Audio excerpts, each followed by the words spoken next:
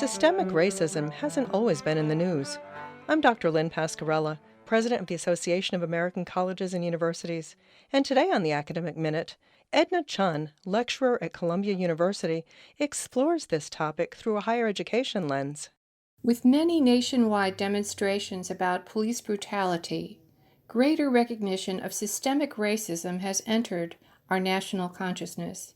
When Professor Joe Fagan first introduced and developed the systemic racism framework through his research, the term was considered controversial on and off college campuses.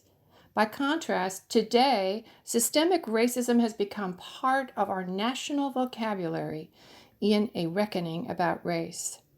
Racial issues have always been a central campus concern.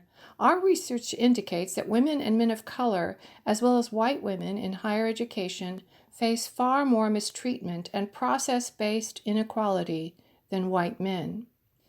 Through in-person interviews, we learned of persisting exclusionary practices in day-to-day campus situations.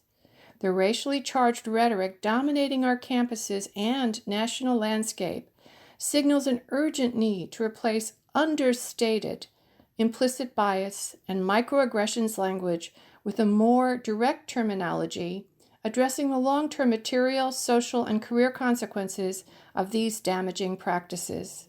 Within the context of higher education, we propose a continuum of racial and gender discrimination we call macroaggressions that ranges from various forms of subtle mistreatment to institutionalized, process-based discrimination.